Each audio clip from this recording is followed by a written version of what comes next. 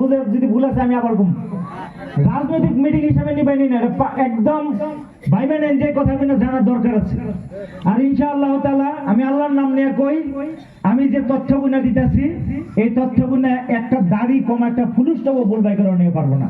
পুরো রেকর্ডিং করে রেখে দেন, এটার মধ্যে কোনো ধরনের ভুল যদি কোনো মানুষের বাইকে দিবার পারে তাহলে আমি রাজনৈতিক মিটিং এ ভাষণ দিম না, নাকি কই? 2 নম্বর পয়েন্ট, আমগরের হাতে আছে কি বিডিসি চুক্তি।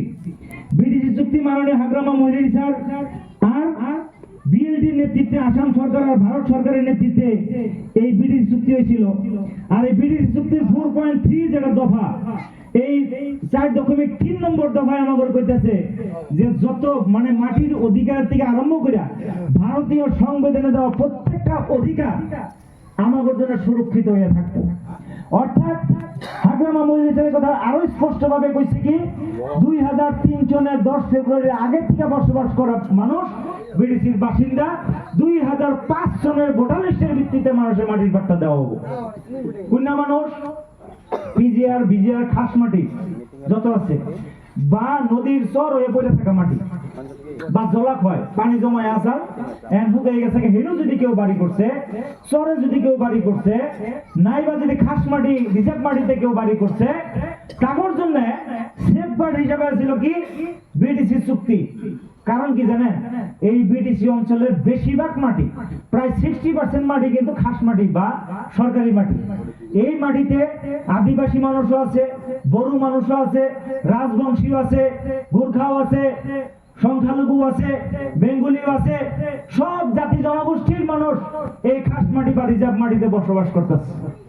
তার মাঝখান থেকে আমাদের ধর্মীয় সংখ্যালঘু মানুষের সংখ্যা খুব একটা বেশি নাই, তথাপি যত মানুষ আছে তাদেরই মূল টার্গেট হিসেবে নেওয়া হয়েছে। কি বানিয়েছে টার্গেটে? প্রমোদ বড়ু সাহেব যে চুক্তি করলো 2020-এ, এই চুক্তির 7.2 মধ্যে কিছু কথা লিখে নিয়েছে। 7.2 কি লিখে নিয়ে এলো? লিখে নিয়ে এলো যে government of Assam will take effective measures to protect khas land, grazing land and water bodies from illegal encroachers. তার মানে অবৈধ দখলকারী থেকে আমার খাস মাটি, গ্রেজিং মাটি আর এই যেটা না কইলাম জলাশয় বা চর অঞ্চল যেগুলো আছে নদীর গড়াখানে পড়ে থাকা মাটি, এগুলা থেকে এগুলা মানে বেদখলত মুক্ত করার জন্য সরকারি ব্যবস্থা নেব। এটা 2টা কথা আছে। প্রথম যে চুক্তি হাগ্রামা স্যারের চুক্তি, এটার মধ্যে মাটির বিভাগটা বিডিসি কাইটে নিয়েছে আসামের থেকে। আসামে কোনো মাতবুরি করা হবে না বিডিসির মাটির উপরে। কিন্তু প্রমোদ বড়ু যে চুক্তিটা করে নিয়ে এলো, এনে লিখলো আসাম গভর্নমেন্টে করা হবে উচ্ছেদ। কাইটা বুঝছেন না? অর্থাৎ হাগ্রামা স্যারের চুক্তি এগুলো বিডিসির মাটিতে যত মানুষ বসবাস করতেছে তা করে মাটির পাট্টা দেওয়া লাগে না সংস্থাপন দেওয়া লাগে।